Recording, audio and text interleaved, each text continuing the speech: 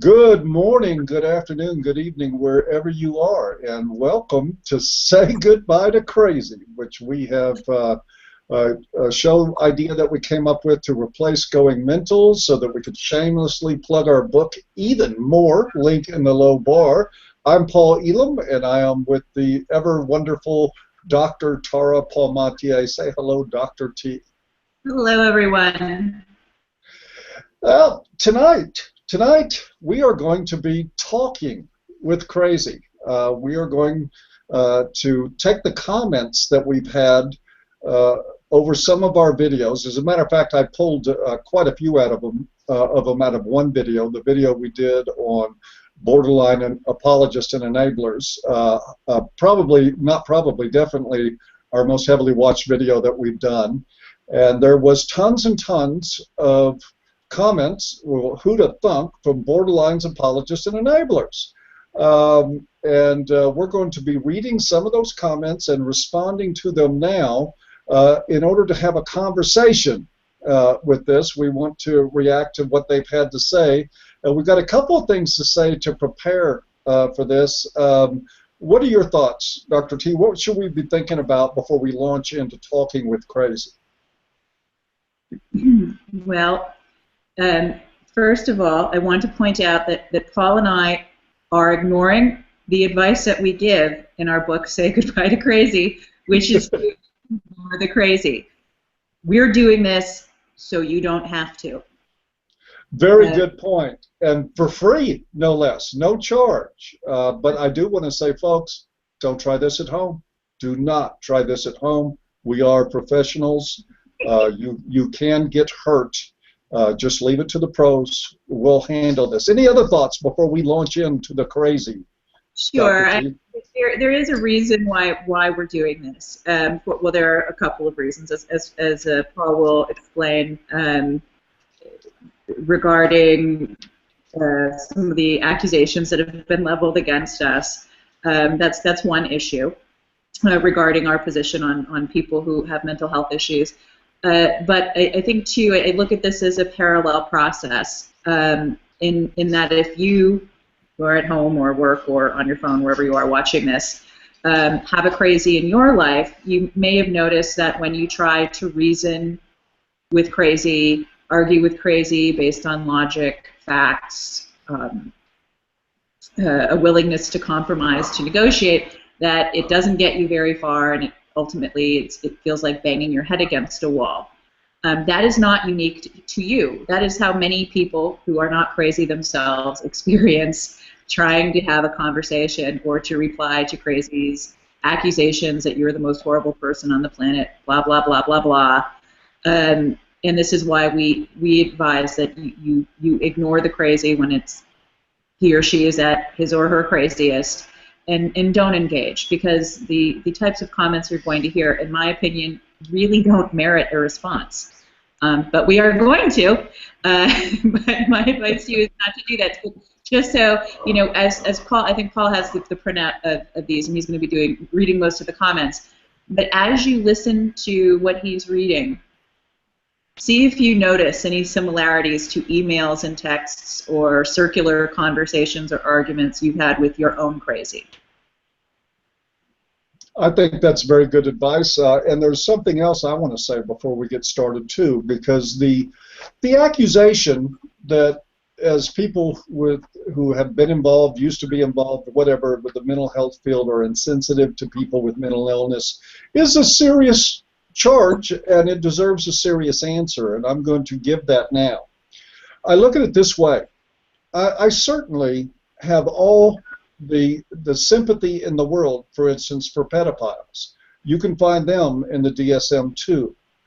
Does that mean that I want to hear their excuses for molesting children? No, I do not want to hear their, and I really do, I'm not kidding, I do feel sympathy for them. I can't imagine what a curse it would be in life to have been handed the proclivity to be attracted to children sexually and to have to live with that, to live with what that's like. I couldn't imagine it. So my sympathy is not feigned, but my concern is for the children. not for the pedophile. My concern is for the victims. In all cases, it's the same thing with bona fide sociopaths and psychopaths and arsonists, and all of which you can find some level or another of mention and referral into DSM, that just because your behavior is extreme enough to qualify for a categorization in the DSM, the Diagnostic and Statistic Manual of Mental Disorders, does not mean you're going to get my sympathy. Socially, pedophiles, several kinds of people typically do not get public sympathy for their mental health problem, and for good reason, because they're a danger to the public, because they're a danger to whoever they're exposed to. And that is what forms of this. Now, borderline personality is one of those ones that, interestingly enough, falls sort of on the borderline. There are people that have a lot of sympathy for the people that go through that, and there are people who don't. But I compare it to other disorders that result in the malicious destruction of other human beings by people who know the difference between right and wrong. And when I look at somebody who knows the difference between right and wrong and chooses wrong, despite the fact that it harms other human beings, then I'm not going to apologize for not feeling sympathy for that. The people who are the victims of these individuals deserve our support. They deserve somebody supporting them. It's not that borderlines don't deserve to get good therapy. It's not that they don't deserve support for trying to address their problems. But their victims deserve support, and this society has a responsibility and a right to look at dangerous types of individuals and to be aware of them and to be willing to avoid them.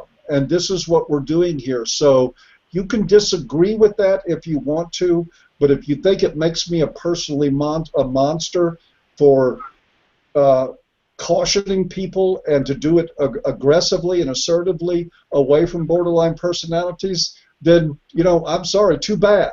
That's what I'm going to continue to do because there is a need for it. So if you have one of these personality disorders and you're not harming people, more power to you. I'm sure that if you've got this condition and you have the self-control not to harm people, then you ought to be able to understand the repugnance of individuals who have this disorder and do not exercise the self-control to stop from harming people. All I'm going to say about that. Anything else to add, Dr. T, before we dig into this? Sure. Well, I agree with everything you said 100%.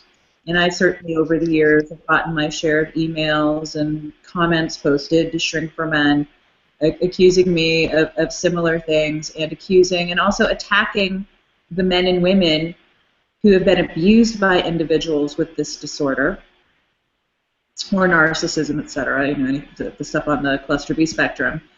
Attacking them and saying, you don't have any sympathy. Would you tell somebody to break up with somebody who had cancer if they couldn't help it? It's not their fault they have cancer. It's, you know, what cancer and borderline personality disorder are two very different things. As far as I know, having a diagnosis of cancer does not cause anyone to abuse the people that they claim to love. Second of all, one of the things I find most offensive, and I do find it offensive, is when individuals who identify as borderline personality disorder come into an online community that is clearly designated as a support site for victims of individuals who have this disorder and start lecturing them and whining about how they really should feel sorry for them. Because yes, even though sometimes they're abusive and controlling and do really horrible things, they're the ones who are really suffering and they hurt more. I find that beyond offensive. That would be like, as you used the example of a pedophile earlier, Paul, that would be like a pedophile going onto a support site for adult victims of sexual abuse and expecting sympathy from them. So, like you, for individuals who have the disorder, I have all the sympathy in the world. I can't imagine what kind of hell that must be to so desperately want to be loved and be happy, but to be incapable of it in many ways, or just where it's always just out of reach and then you self-sabotage it. And if you are doing the very hard work to get that under control, I applaud you. I know it's not easy, but if you are one of the ones who are using the diagnosis as a carte blanche excuse to go about and destroy other people's lives, no, you don't get my sympathy, and I really don't want to hear how you hurt more and that you hurt others because you're hurting yourself. Get help. Get help. You can control those impulses. I know you can. And don't expect the people that you bring harm to practice radical acceptance. Oh, dear. What they need to do is practice radical rejection of what you do. Right. And I'll never advise anyone otherwise. Okay, let's go ahead and dig in. I want you to know some of the comments, as you might have guessed, are rather lengthy, folks. This is not a novel. These are comments from YouTube. And now I'm wishing YouTube had not increased it to an unlimited character amount because I'm going to be tongue twisted before this is over. And some of those, by the way, are comments that I have just taken big chunks out of for the sake of some sort of brevity. We have 4 or 5 that are short comments. We have every other page of this is filled with rants that I pared down to just their essence, or in some cases they were lengthy, but I managed to get the whole one in. So let's go ahead and start here. I hope you never have to deal with any mental disorders. Aside from that, I hope your hate consumes you. Do we need to respond to that?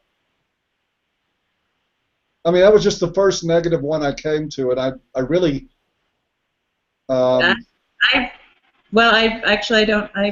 I generally am not filled with hate. In fact, I can't think of anyone I hate, even people who have done me direct harm, because that just takes up space in my head, and they're not worth it. So, other than that, I've got nothing. Thank you for your comment. Most people will describe me as being one of the kindest people they know. Apparently, these people think I'm a sociopath/asshole and likely hopeless. Awesome sauce. Well, based on this comment, you might be an asshole. Well, here's the thing. If I recall that particular broadcast, if that was the Enablers and Apologists episode, I believe that we both took some time saying that not all people who have borderline personality disorder are alike, but we are going to speak in generalities because it's a 45-minute broadcast, and that's what you got to do. And I believe we expressed similar sentiments to this evening. And you know what? If you are one of those individuals who have the disorder, who is in treatment and working very hard to manage your symptoms, then this doesn't apply to you. Awesome sauce! Oh, you guys need to shut this channel down. Well, we are. Well, we're not going to shut this one down, but we're moving this to Dr. T's channel, which will be known as Say Goodbye to Crazy channel henceforth. You are both vicious, hateful, pure poison, and 100% clueless. Well, Dr. T, I'm clueless. Can we get that for the back jacket of our book? Yes, absolutely, we can. I'm sorry. You know, again, you know, this is what we do. This stuff, like it or not, is funny. It really is funny. I mean, there's more serious comments that we'll get to here in this, and but I wanted to start out with some that I thought were like funny, and that was. We're easing into it. Yes, we're easing into it. Okay, now let's go with one where the length of the comment starts creeping up on us. I personally never heard such a duo of idiotic assholes. BPD sufferers are definitely not the way these two people make fun of. Notice BPD sufferers, who are the people with the condition, not their victims. Actually, the people who truly suffer are the ones who love them and try to help them, from my experience. Well, I think they probably both suffer.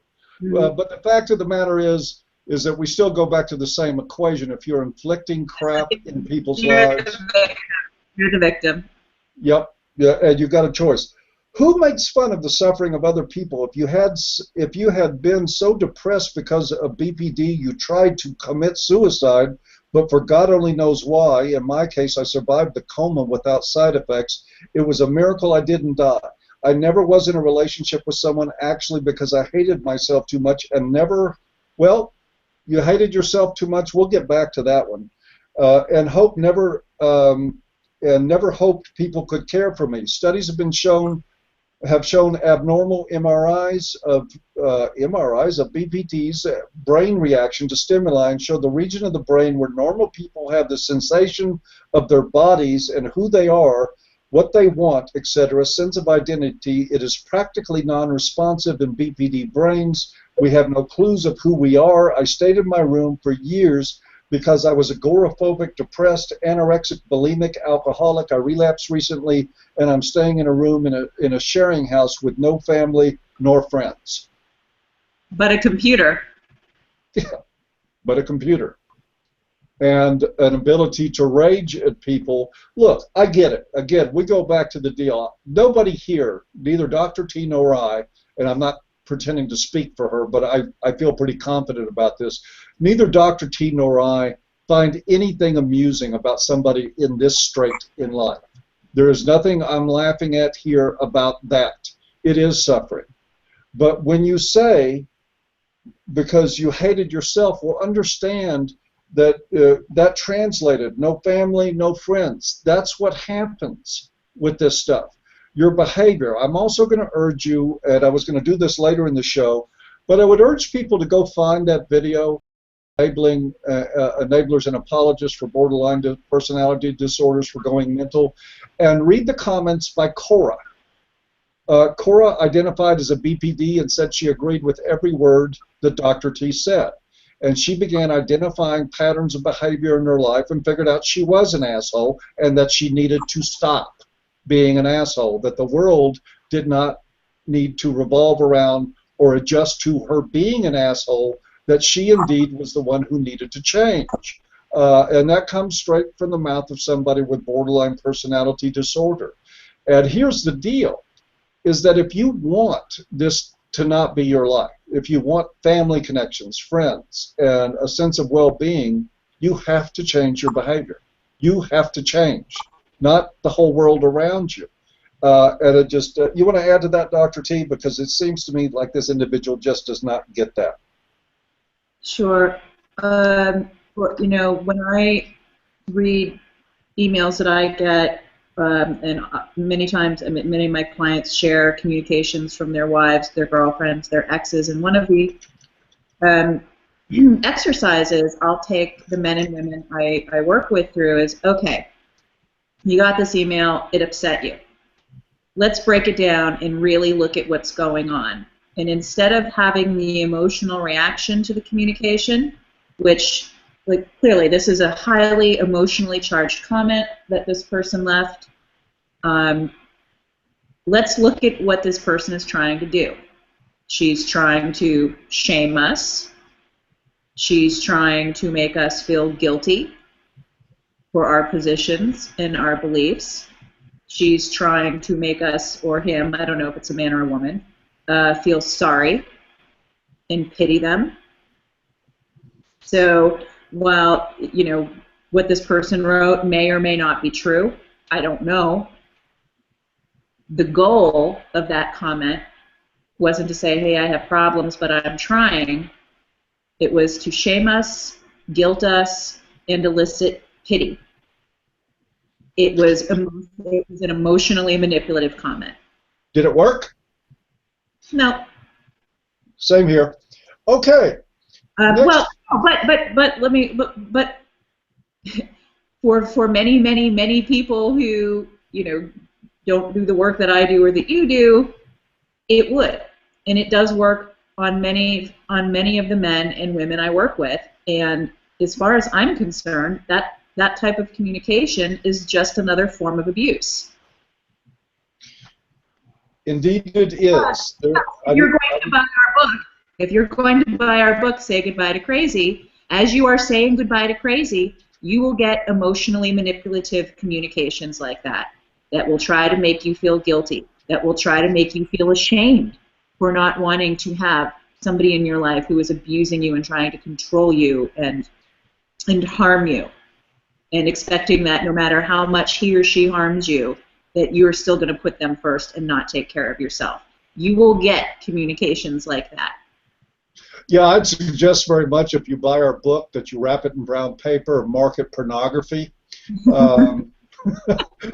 because you'll get less of a reaction out of that than you would out of the contents of the book. Because you think we don't pull punches here? Oh my God. Anyway, the next one comes in the form of a question, Dr. T. And I'm going to take a first shot at answering this. If your parent made you into a borderline, how is the patient the architect of their own misery? My answer to that is because it's what you do. Everybody, alcoholics are the architects of their own misery. How? By drinking. When they stop drinking, they're not near as miserable. They may miss the booze, they may struggle with adjusting to life as a non-drinker, and it certainly brings with it its own consequences. But if you are an alcoholic and you don't drink, then you are incredibly happier in most cases and better adjusted, and like not getting arrested for drunk driving and not losing your job for missing work and all sorts of other things that happen to you when you're an active alcoholic do not happen when you are a sober alcoholic. And so there's my answer. You got some more, Dr. T? Why, yes, I do. Yes, I do. I love that phrase. I think that was mine, architect of your own misery. It's a nice flow to it. That sounds very Dr. T to me. It does. Every now and again I have a good one. What I want to say is, look, there are many people who have incredibly abusive childhoods and families of origin. And you know what? They don't grow up to be borderline. They don't grow up to be narcissists. They don't grow up to be sociopaths. I don't know what the deciding factor is, or why some people who have those kinds of family backgrounds develop disorders, and why some become codependent, and why some are just resilient and thrive in spite of their incredibly blighted childhoods. But here's the deal. If your parents abused you, that was not your fault. But as an adult, you have agency, and you have a responsibility to take care of yourself, and if you have problems, to get those problems sorted out. So while your parents may have beat you or molested you or done other unspeakable acts of abuse to you, I mean, this is professional victim mentality, Paul, when you come down to it. I had a hard childhood, therefore it's not my fault that as an adult I X, Y, Z. Oh, shock of shocks. It's my parents who did it. Well, I mean, look, and I can remember when I was working in clinics and I didn't have a choice about who was on my caseload, but what I saw are people who, whatever their issues were, there is a certain victim mentality. And these are people who choose to allow their adult lives to be defined by something that happened in the past. You know, and even as adults, we have bad things happen to us. We get into a relationship with someone. She cheats on us. He cheats on us. They do us wrong. So do you want to spend whatever time you have left on this earth being defined by some bad shit that happened to you at one point? I don't. And so while your parents may have done you harm, as an adult, you don't have to continue to let your life be defined by that or use that as an excuse to hurt others. I mean, shouldn't you have, if you were hurt so badly by your own family, shouldn't that make you all the more motivated not to hurt other people? Well, one of the things I can tell you, Dr. T, as somebody that certainly did come from an abusive background in my family, is that one of the many blessings of looking at and sorting through your family of origin issues, and I mean two huge ones, is one, coming to a place of forgiveness, real forgiveness for the people that did wrong things to you, and understanding that that wasn't what they set out to do in life, but not rescuing them either. Just coming to a balanced state of forgiveness and understanding that human beings are mixed bags, and they never come in all good or all bad, or at least almost never. The other thing that is so important to get out of that is that when you do that work, you get to understand that you do not have to be what you were stamped out to be in life, that you actually have a choice about the type of person that you become. I was scared to death of becoming my father, and I didn't become my father because I chose not to, because I chose a different path, and that is a choice. So I'm sorry. If you want to blame your family, I'm not buying it.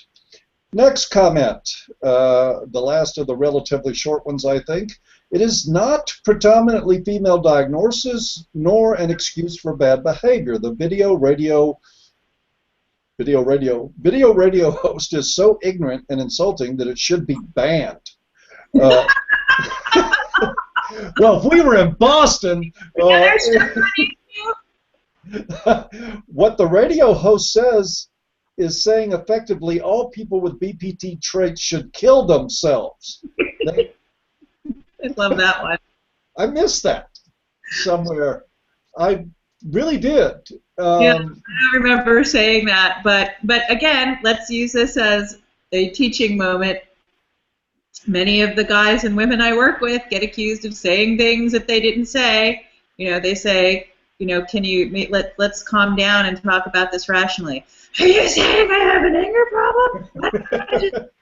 That's what you want, and it's like, you know, these things are never said, but that doesn't matter. It's often like, I have this discussion a lot with the folks I work with. It's like there's some type of show going on when they get to that place emotionally. It's like they're in a TV show in their head that their boyfriend, girlfriend, whoever is in the crossfire isn't privy to. And so it doesn't matter what you're actually saying or doing. They've got something else going on in their heads. Yes, that's exactly what's happened here. I believe you're absolutely correct. I have never, ever suggested that someone should just go kill themselves. Of course not. That's absolutely insane. It never happened. What I suggest, and I bet you Dr. T does too, to people with these personality disorders, is get help, take responsibility, full responsibility for your actions, which means accepting that healthy people will reject you until your behavior changes, and then understand that there are people out there that care about the people you've affected and that they need help too, and they don't need somebody telling them that they need to feel sorry for the people being abusive to them. So take that or leave it. Okay, now here we go into the first semi-novel. Oh boy. I find Dr. Tara Palmatier's description is hugely disappointing. She is promoting her skewed view that all people diagnosed with a cluster B personality are on a sociopathic spectrum. That is such a bold claim to make, and it doesn't fit with my experience as someone with emotionally unstable personality disorder, borderline type. At the start of the video, you claim that the details aren't so important, but they actually are, and you failed to take them into account by giving a haphazard, broad overview type video without knowing your research inside out, thus making it a bit more difficult for people with personality disorders. Notice we're going back here to, we're supposed to be doing things for people with personality disorders, not what we actually do. But it's bad enough being given a life sentence of a personality disorder that we are told typically doesn't taper off in extremes until your 40s, along with a life sentence of medication and or psychiatric care. Then you come on the internet and you try to make sense of your diagnosis, and you find it is dangerously misrepresented, perpetuating the confusion around the diagnosis further and not allowing the loose ends to lay free. We can sometimes be too quick in wanting to define and categorize things when they cannot be categorized so easily.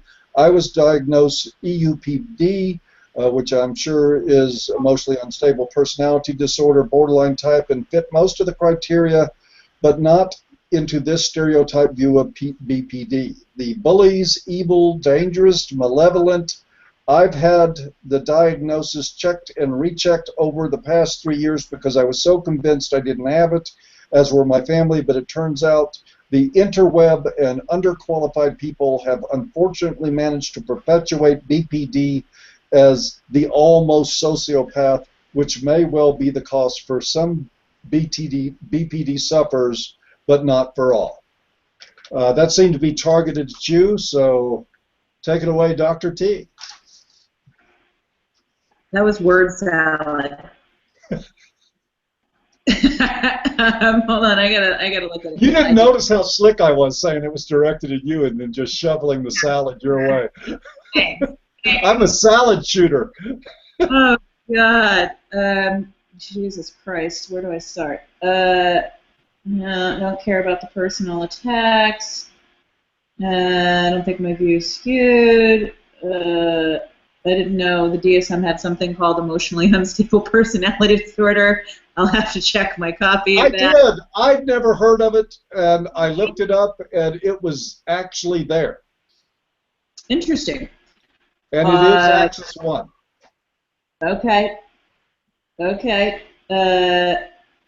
Well, you know, look, I could say the same thing about the men and women I work with getting confused when they go to websites like bpdfamily.com, where they're taught things like radical acceptance, and that their spouses can't help abuse them, and that they need to do a better job of not triggering their abuse. I'm sure that many people who are suffering emotional and physical abuse find that confusing too. I'm going to jump in here with something for a minute too. You were right in the beginning, and we've stressed this. We stress it in the book. We've stressed it in the work we've done together. You've stressed it on your side a long time. I brought it up before on my other radio, video programs, broadcasts, whatever. Look, the specifics of which diagnosis, they aren't that important.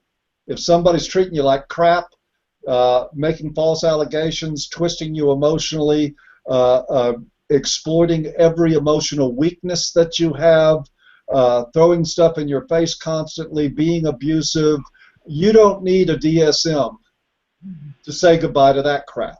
You don't. It doesn't matter what the diagnosis is. And if you are the person who has the issues, then yes, you do need to get an accurate diagnosis so you can get accurate treatment. Hopefully. Yes, but if you're being abused by somebody who has these issues, you do need to understand that even if they are willing to admit that they have a problem and that they need help, and they get help from somebody who's not going to enable them, hence our previous program, because there are a lot of enabling mental health professionals out there. It's a long road.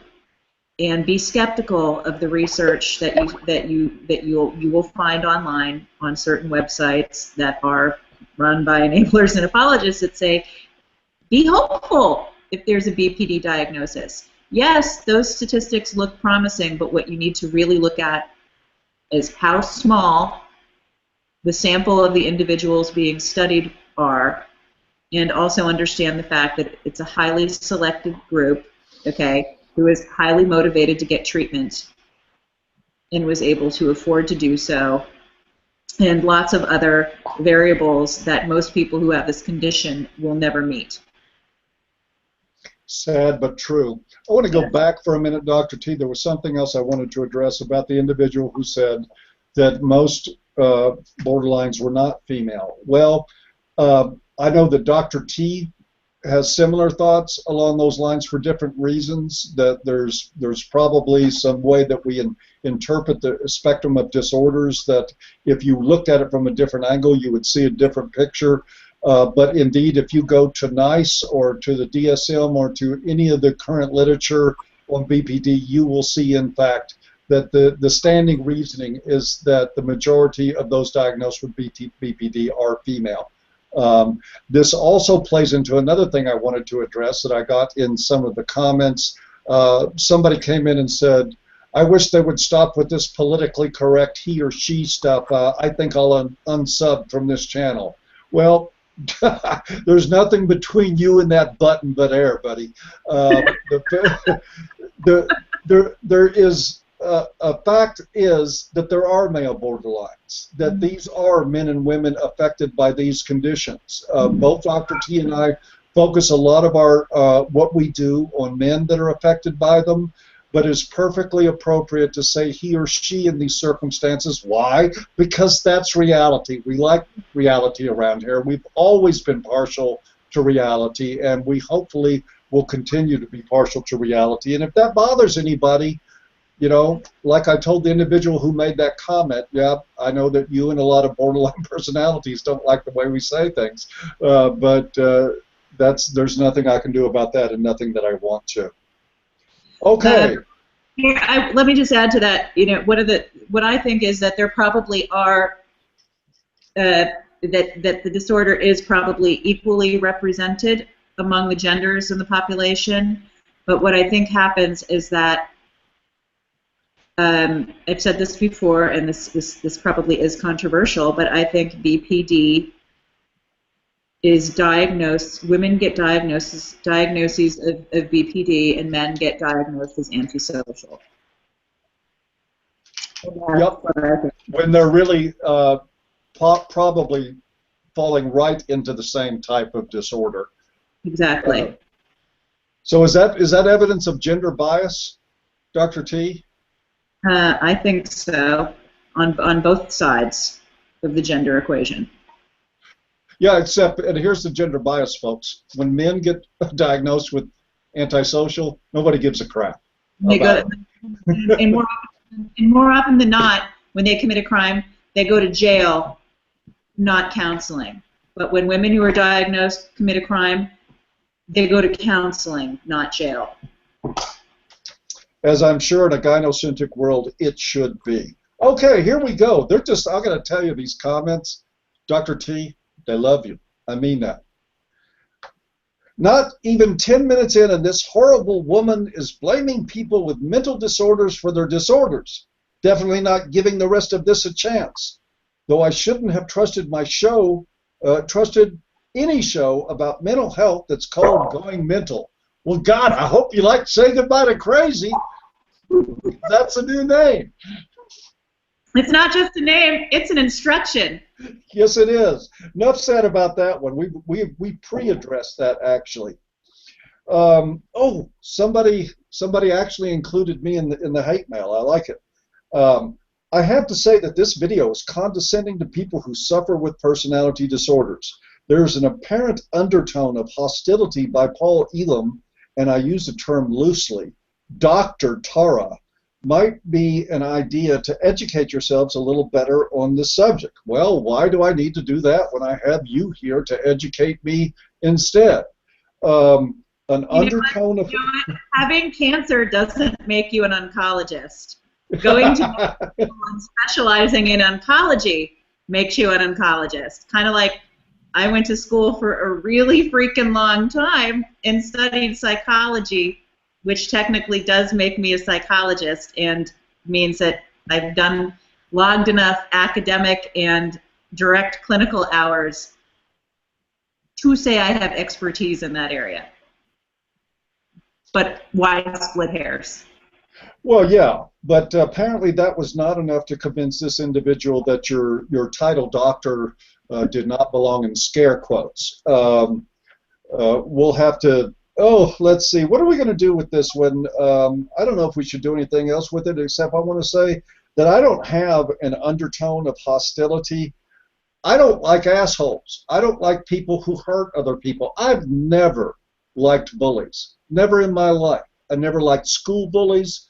I don't like people who bully others, who terrorize them emotionally in relationships and manipulate them. That's not an undertone of hostility. That means I don't like that stuff. There's nothing undertone about it. You're going to have to deal with it. And again, people who are victims of people that have these personality disorders need people in their lives who don't like that kind of treatment, because only those kind of people are going to be supportive of them in ways that, without telling them, well, maybe you should just, put up with a few more scratches. Maybe you should just put up with another suicide threat because you decided to go check the mail without her. If these people need somebody, and that's what we're trying to do. That's what we're absolutely pledged to do. So if you think that's an undertone of hostility, too bad. And let me add one thing to that. So we get accused of making fun of individuals that have the disorder. One of the devices I use in my work is humor. When you have been in an abusive relationship and have incurred depression as a result, anxiety, for me, when you can laugh at some of the absurdities, and if you're paying attention at some of the rants that individuals who have these characteristics, whether they're skewed narcissistic, borderline histrionic, whatever, a lot of this stuff is that comes out of their mouth is so contradictory and so absurd that if you don't have an emotional investment in the situation, it's just absurd, and you need to be able to laugh at it. You can't take it seriously. I mean, I've listened to recordings where the wife of a client is screaming at the top of her lungs that she's not yelling. Yes. And it's not a funny situation, but there's something called gallows humor, and many people who work in the mental health field or in emergency services have to develop it. And I think if you've been in one of these relationships, that can really be it can help with healing.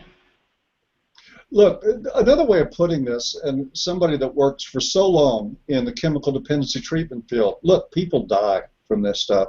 It is like really bad.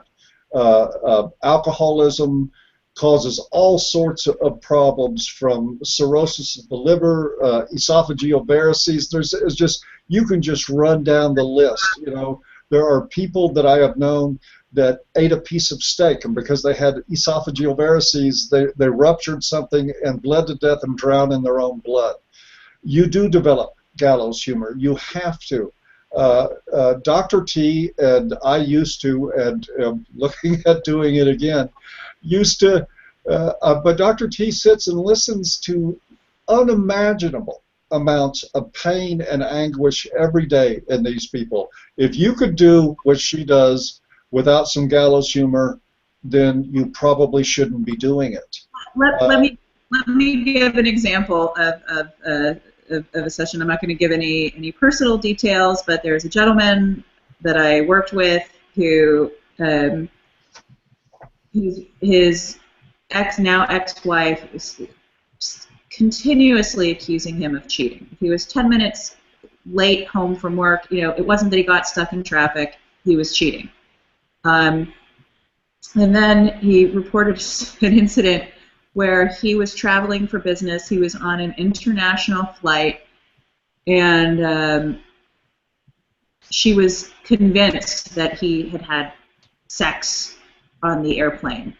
And he came home, and as I don't know, many people do. I know that one of the first things I do after I get off of a long flight is, as soon as I get home, I head to the shower, because you want to wash the airplane funk off and all of the recycled air and the blah. And he came out of the shower. She was sniffing his underwear and accused and literally said that she knew he did something on the plane because his underwear was full of semen and she could smell it. And so he's like, Dr. T, I was on a 15-hour flight, and she's like, she said that I was, sitting in underwear full of semen, and the only thing I could say was, well, that must have been terribly uncomfortable. Ooh. And you know what? That got him to laugh. Because you know what? that accusation is some ridiculous shit. And it's crazy making shit. I mean, you try going home every day and living with this kind of stuff where you walk in the door, you don't know what's going to hit you or exactly what time, but you know it's coming every day of your life, where somebody smells your underwear. By the way, I want to say I got a dog that does the same thing. I can't leave him on the floor for a minute.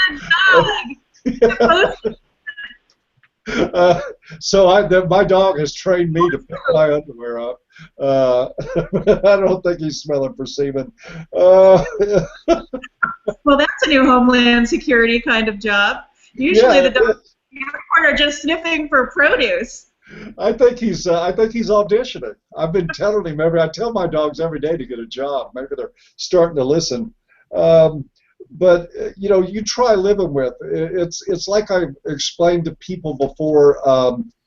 I had some other people that I worked with were just aghast that a pair of parents that had a daughter who was schizophrenic and in this adolescent unit, and the parents made some sort of remark in a group meeting that was aimed at lightening some of this load, some of this gallows humor. And I had some coworkers just spitting nails how angry they were that they were making fun of this poor schizophrenic girl. And I asked them, can you imagine what it's like to live with somebody with paranoid schizophrenia, and the sometimes feeling like you want to lock yourself in the bedroom at night because you don't know what's going to happen or what sort of craziness is in there? Folks, sorry to say, you know, I'll give one more example. You know, my father passed from Alzheimer's, and I know that not 2 weeks after he passed, I heard somebody make a joke about Alzheimer's, and that was painful. It hit me. I was really raw.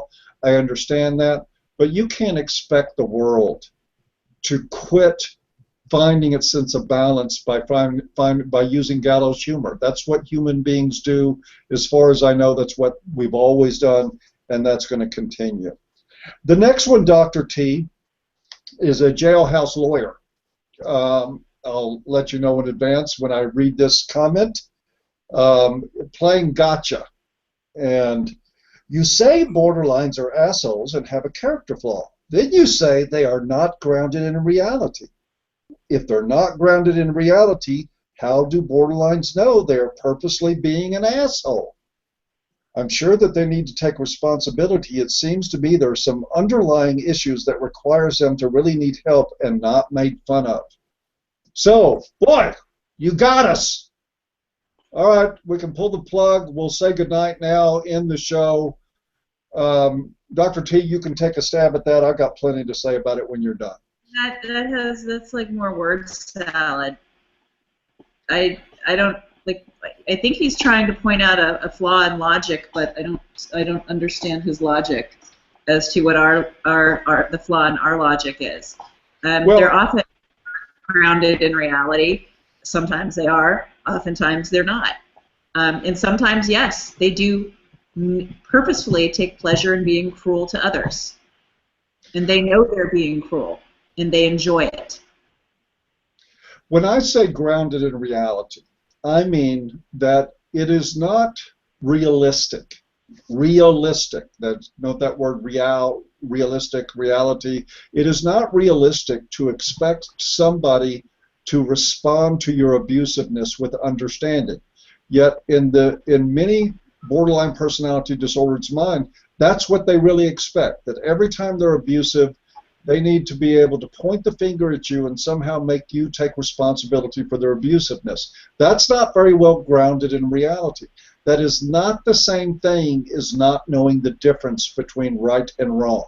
It is totally different areas of thinking, two totally different areas of life. On the one hand, you've got the unrealistic expectation that somebody should react to abuse by being sympathetic to it.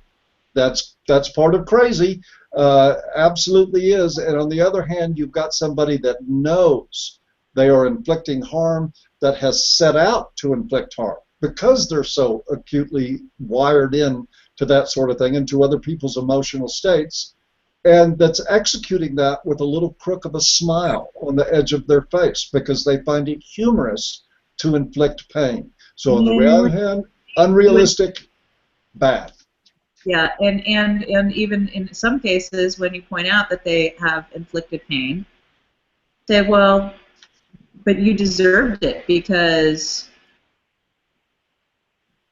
you told the truth or you held me accountable. You know, it's not only do they oftentimes expect you to be sympathetic towards them of their abuse, they expect you to cover it up. And if you tell the truth about it,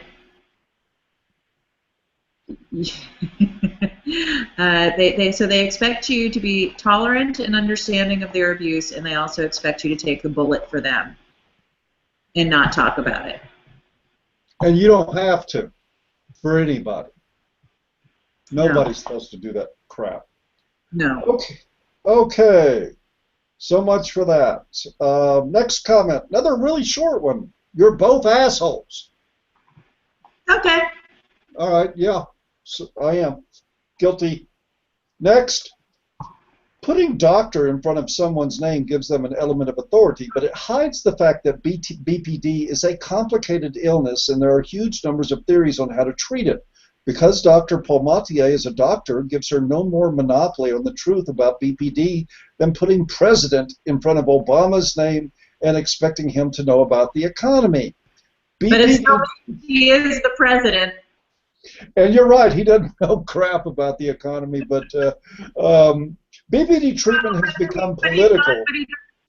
But he doesn't have a PhD in economics. So no, he doesn't. And no, I think I'm sure his was either law or political science, somewhere along that line, something nice and cushy. Final sentence in this statement is BPD treatment has become political, and you're hearing only one side in this video. Well, no shit.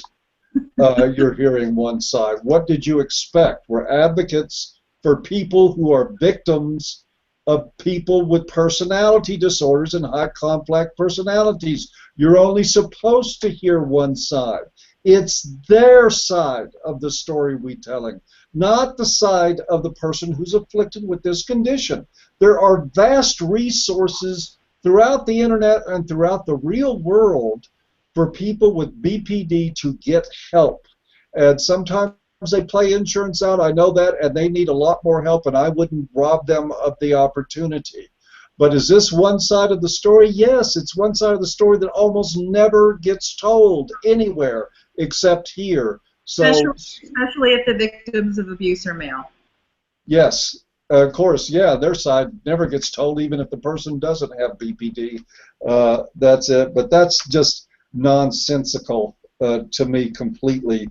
To tell people that what you're saying essentially here is that we need to tell the borderline side of the story here too. No, we do not. Don't have to do that at all. My God, how callous can you be to the victims of this problem, to the real victims of this problem, that you want to waltz in and condemn us for telling those victims' stories and for addressing the problems that they actually face. You have to be out of your mind to think that's going to happen. Any more on that individual, Dr. T? Nope. Nope. Didn't think so. Next one.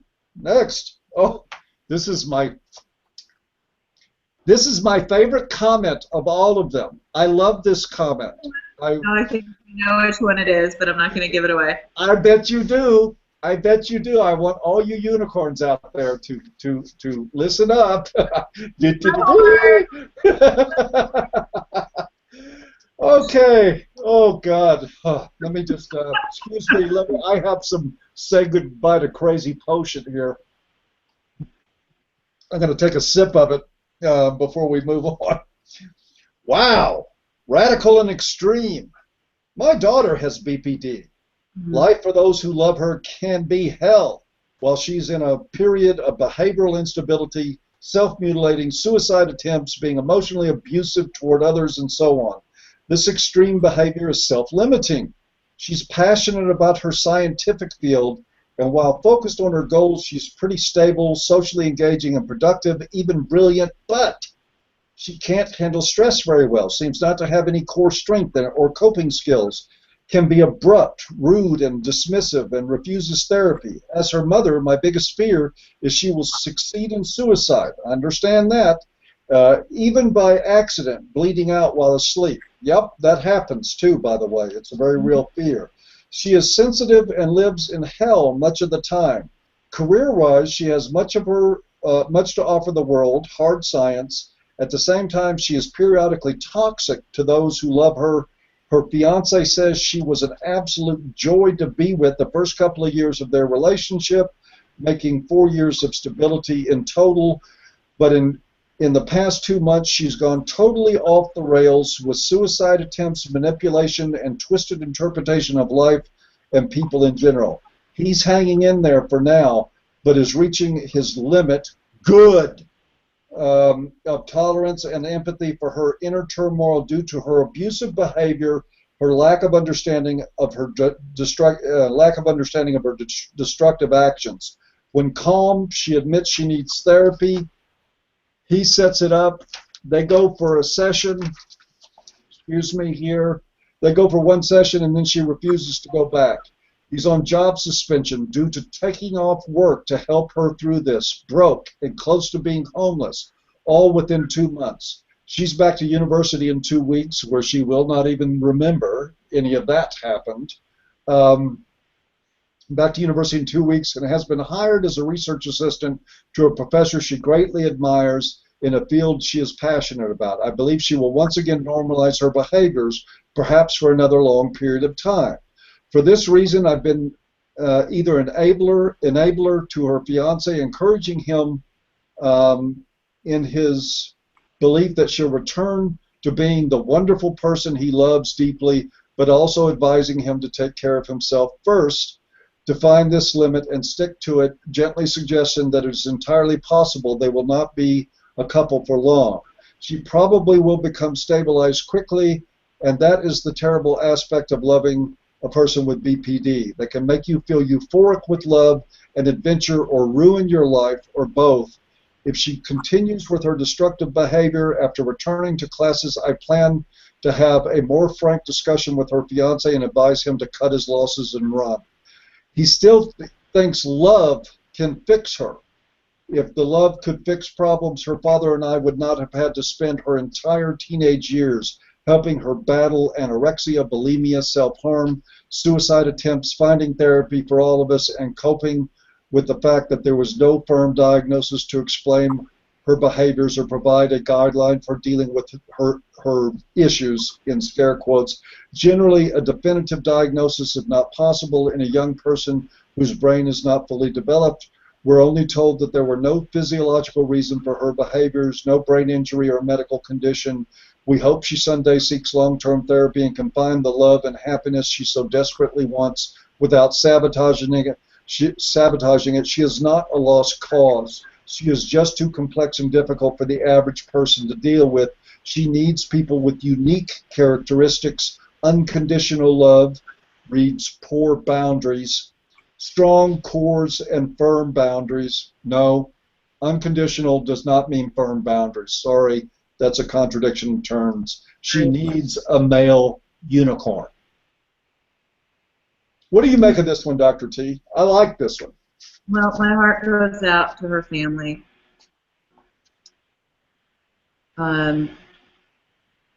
You know, I have I had a cousin. He's passed away now, who had paranoid schizophrenia and was diagnosed at around 16, which is pretty young for that. He was in the 70s, and you know, my aunt and uncle, he was in and out of one treatment facility after the next, and he was a bright, very bright, incredibly intelligent, funny guy.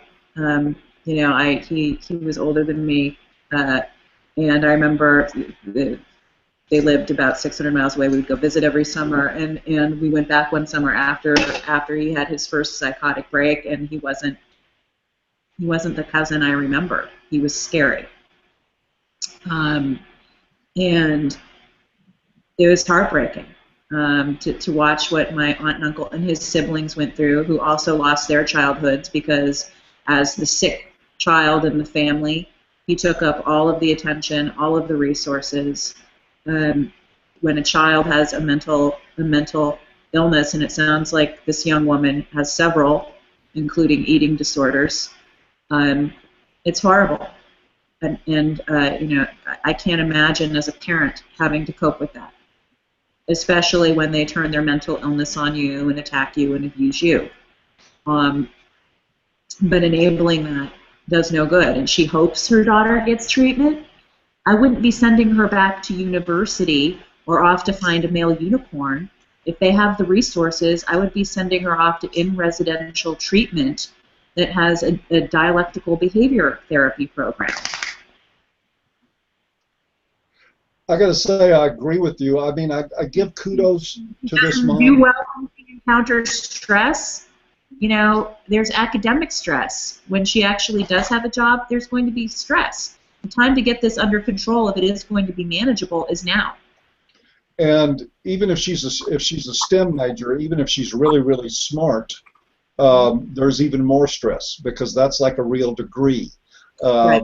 That is a lot of pressure for any individual, even people that have aptitude and no problems at all. But I want to say I give kudos to this mom in one way for at least having the honesty and integrity with the fiance to talk to him realistically about now, because it's not if, it's going to happen again. If stress is a trigger, she's moving up the academic ladder, which means more stress. It's not an if, and he already almost bankrupted himself. So what, she wants him to completely bankrupt himself before he starts looking out for himself and his own future? Yeah, amen to that. The other part of it, the other side of the kudos was that the fantasy thinking that some sort of male unicorn is needed to come and take you and your husband's place in her life as the sort of chief enablers of her and the ones who rescue her from her behavior and the ones who put up with her abuse, that's not fair to your daughter. It's not fair to your daughter at all. It's not fair that when her man decides to take on that role. Absolutely. What she needs is some therapy, and she needs somebody that's willing to help her take accountability for her actions. She needs to be honest forward if things don't work out with this young man, that she has these issues and that these things may happen. And it would be like, I'm going to get slammed for this, but if you have herpes, you don't have sex with someone without telling them that you have herpes. That's right, folks. Truth is a very, very unforgiving master. And you know, and I've seen it. I see this with some of the guys I work with. They're like, well, her parents know. You know, they tell me they don't know how I put up with her, and they know she has problems. So I think they're going to support me in the divorce. And I'm just like, oh, you poor, poor bastard. No, they're not. They're the used car salesman who sighed a huge sigh of relief when you drove the lemon off the lot. They don't want that problem back. And I'm not saying this about the mom who left that comment. Right. But no, there are many parents who do know how troubled their children are, and yeah, they're looking for a spouse who's going to take that problem off their hands, which is human, I guess, but you know, not exactly fair to the unsuspecting man or woman who is taking that on. Yeah, you can't in good conscience. I mean, I take it that people can, I guess, but I don't think that you can really in good conscience go out, just spend your life hoping that some schmuck comes along who will tolerate this stuff. Because, I mean, to me, I want to go back for a moment to the contradiction in terms. Being unconditional and having boundaries are conditions. They are lines that people draw saying... You can't even have unconditional love with children. If you're you have to discipline children. That's how you civilize them. Okay?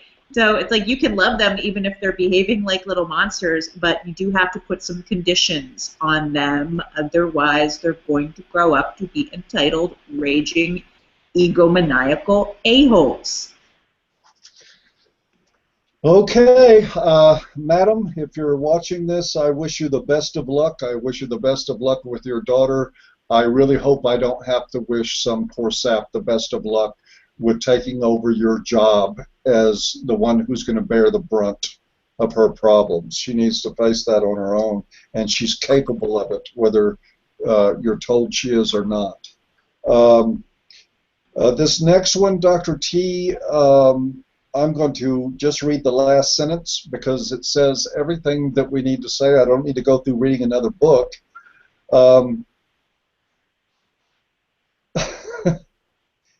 Healing occurs when I was made aware of the family that caused the abuse in the first place. Healing comes when I can find a way to correct all the brain damage. Wow. Feedback time. Amber Alert. Yes, folks, we asked for feedback, but not like that. I didn't like that one, Paul. Healing does not occur with the awareness that your family was abusive. That's a very first step, maybe. There's a lot to sort out, because if you end it right there, if you say, okay, I found my reason that I'm this way, my abusive family, then what you've done is typical to what most borderlines do. They find out, I say find out, they were always sure. Borderlines never need to be told their families were abusive because the whole world is abusive to them. They find out that their family was abusive, and then their family becomes the reason for the illness. And if the family becomes the scapegoat for what they don't want to face.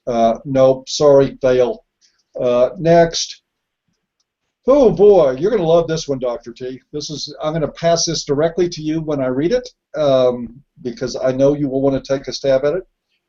This could not be further from the truth. Most BPT sufferers have been victims of some form of abuse in their life and have been mistreated as a human being and even abandoned as a young child and have never been validated, and unfortunately when they grow up and in their adulthood, they seem to form relationships similar to the ones that imitates their childhood. They are extremely loving people and also highly sensitive people. They are extremely compassionate, kind, loving, thoughtful, and yes, very empathetic. It's everyone else who is not empathic. They have just trusted the wrong people and been hurt one too many times.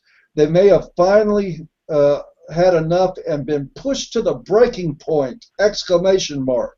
It isn't their fault, finally standing up for themselves. Maybe you should see what it feels like to be in their shoes. Oh, but maybe you wouldn't be able to handle it, exclamation mark. This video is not only false, but also trash. I could not stand to watch the rest of this nonsense. Next time you make a video on YouTube, get the real facts, and we just did, girl, just from you. I'm going to assume that's a female, misogynistic hate monger that I am. But Dr. T, would you like to address that comment? Oh, good grief. Where to begin?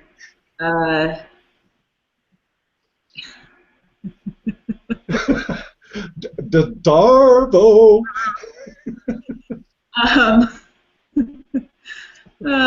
Frig. There's just so much wrong there. It's just somebody blame shifting and twisting things around. You know what?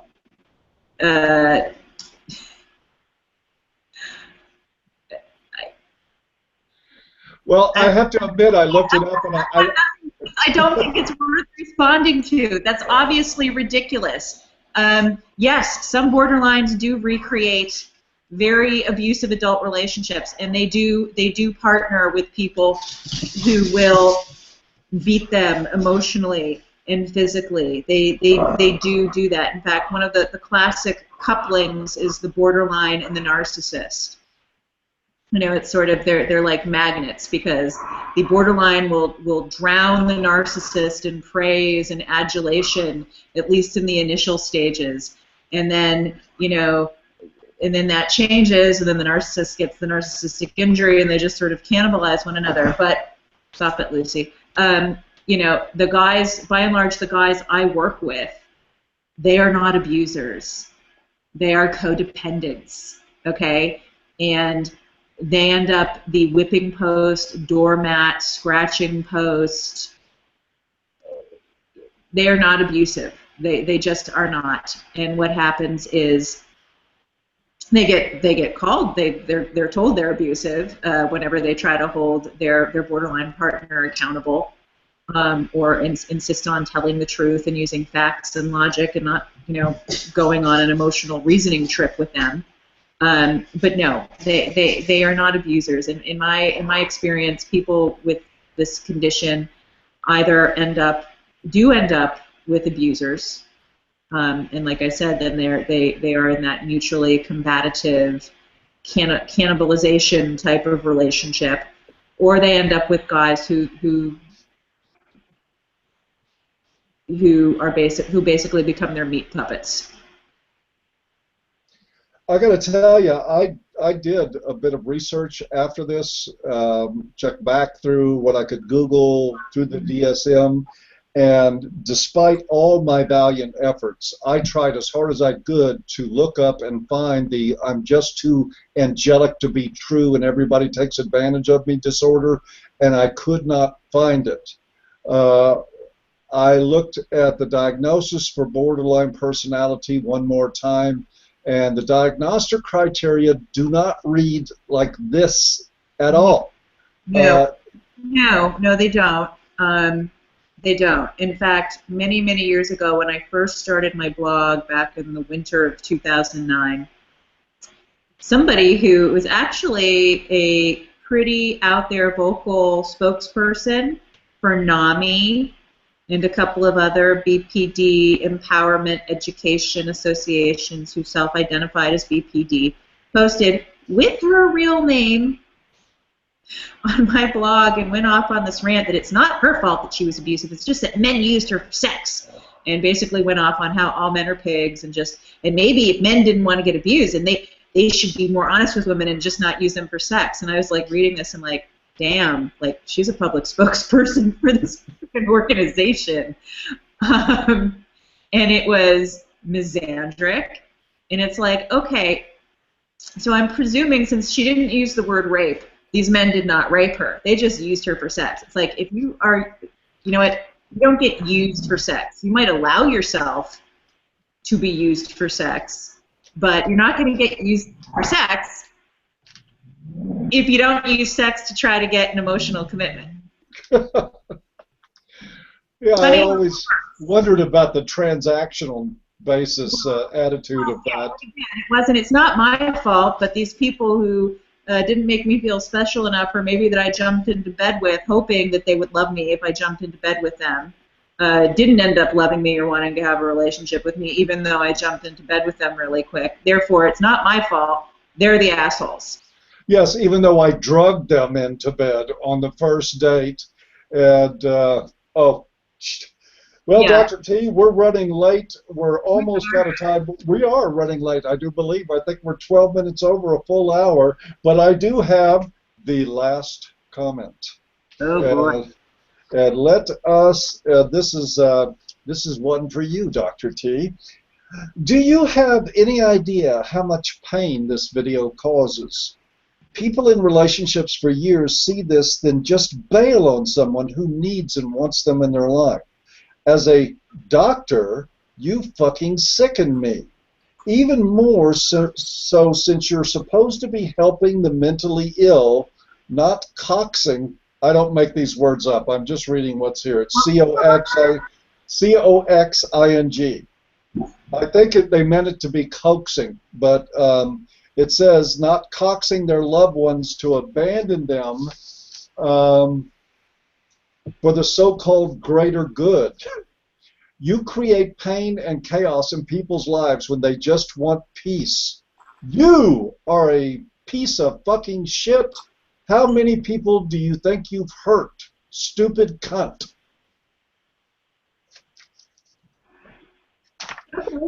Fellas, this is why I tell you not to send your wife links to my website hoping she'll see the light, okay? Ta-da! Because I inevitably get emails from her telling me, oh, no, it's not that she was abusive. It's my fault for teaching the slaves to read. This is, to me, I mean, and I don't know anything about the person that wrote this except they're really, really a mess in a lot of ways. This is exactly why, I mean, listen, if you don't listen to anything else, if you're a guy out there dealing with this stuff, or a woman out there, and anybody doesn't like it, if he or she is dealing with this stuff, and if you don't like that, bite me,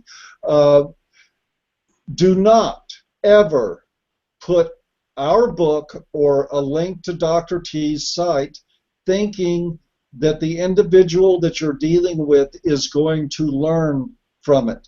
They will be enraged by it. They will have the same reaction that you saw, because this, I believe, coming from somebody who probably was personality disordered, was one of the most honest comments that we got to that. It was full-blown, absolute. She didn't ruin her relationship by probably speaking to her boyfriend or husband like she did to me in that comment and blaming him for all manner of things that aren't his fault. No, it's my fault because her loved one happened upon a YouTube video that I did or an article that I wrote saying you don't have to put up with emotional or physical abuse. Yep. And folks, I don't ever, I mean, I used to avoid working with personality disorders all I could. I'm establishing a practice again in the future, and I will not be working with. As a matter of fact, I'm going to work with men only.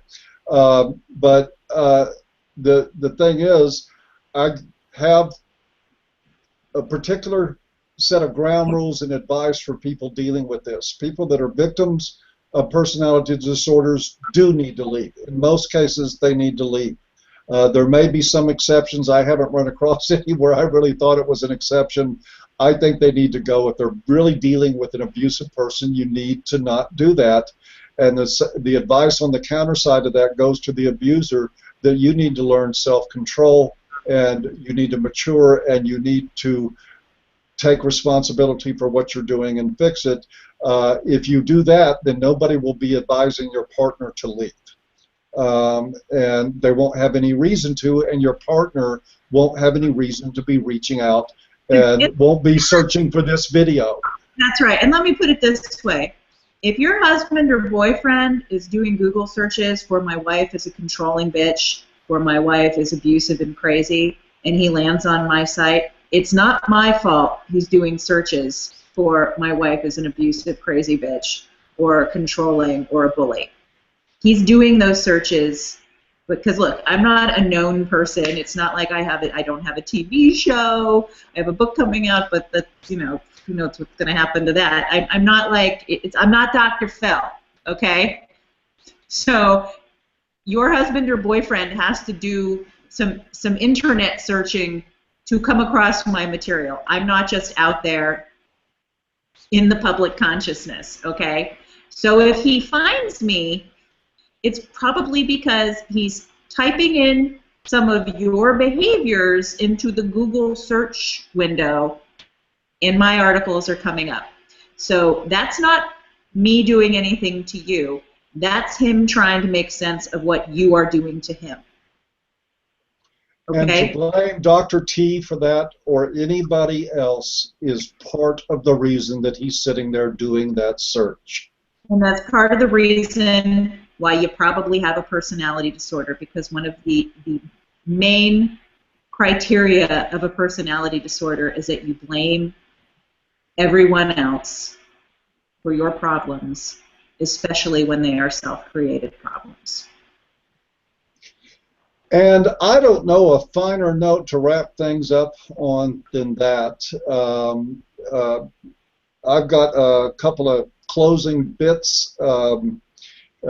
First of all, though, I want to say that if you are or think you might be in an abusive relationship, I cannot encourage you strongly enough to go visit shrinkformen.com. You will see that URL spelled out correctly on Dr. T's lower third. All throughout this video, there is just a library full of good material. But also remember that just reading it does not fix problems. You have to be willing to take action and to take charge of your life again, which many victims of personality disorders are often plagued by not doing. And that is something that you have to get over. I do want to also say that in the coming months, I will be launching an earformen.com where I will be providing fee-for-service coaching for men who sort of a different area. I mean, it may be some about abusive relationships, but a lot about substance abuse, depression, self-esteem issues, things like that. You'll be hearing more about that in the future. But in the meantime, please, if you got this problem, go see Dr. T. Want to remind everybody, too, that Dr. T, is there a donate button on your website? There's on my original blog, but when our mutual friend built the new website, I forgot to have him include it, so I got to get on that. Okay, well, maybe I can help with that. You sort of have to figure out how to get a donate button out there. But if you can find your own blog, go to it. Technology stuff is not my forte, so. Okay, well, we'll figure it out. I'll white knight for you on that one and come in and rescue you. But if you will, please, find her donate button. She doesn't just do fee-for-service stuff. I'm telling you, she does an awful lot. The past 2 years running, Dr. T has written for each Domestic Violence Awareness Month a series of 31 articles in 31 days. And you imagine that, of telling the stories of men who've been in abusive relationships and what's happened to them when they've tried to get help for it. Find her donate button and put something in the tip jar for the many, many things she does that she does not charge people for. Also, ABFM is running its quarterly fundraiser. It's the last one. We're switching to a membership model where we get to stop doing the fundraisers, which I'm thankful for because I hate them. But money is needed to do all this stuff, so if you would like to, drop by voiceformen.com and drop a little something in the tip jar there, and that way we can keep doing this stuff that we would like to keep doing. With that, is there anything else that you would like to add, Dr. T? Any updates about the International Conference on Men's Issues? Yes, this Thursday, April 2nd, tickets will go on sale. We have built a website for ICMI. You're going to find a fancy new ticketing system with electronic tickets and QR codes and options for meals and transportation and all kinds of fancy schmancy stuff that we never had before. And that is going to be in Houston, October 30th and 31st, where we are going to get together and celebrate a couple of days of our attempts to understand the issues that men live with, both issues like this and many other issues. Dr. T will be the MC of that event, and if you saw her speech from the last one, you know to expect fun, no pressure at all over there, Dr. T, on performance. But she is probably the best suited individual in this and all known universes to MC this event, and she will be hysterically funny. She'll be totally witty. She will never stumble on a single word. Everything that comes out of her mouth will be absolute immaculate perfection at every moment during the conference. No pressure. That's just the way it is. But with that, I want to thank everybody for showing up. Remind you again, we're in the process. It may take another week or two, but we're in the process of switching things over. We're moving this program, which is Say Goodbye to Crazy, over to the Say Goodbye to Crazy channel. Imagine that. Buy our book. Link in the low bar. Yes, there finally. Shameless plug. I love it.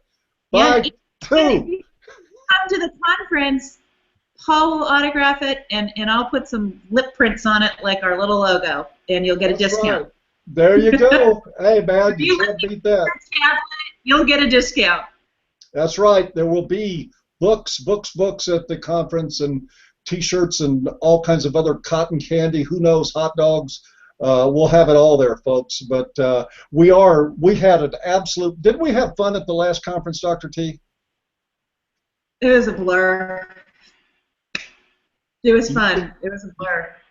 It was a blur. So we had a lot of fun. I have public speaking anxiety, so I'm like, this is like sort of a personal growth moment that I was involuntarily volunteered to MC. We'll just leave it at that. I don't know.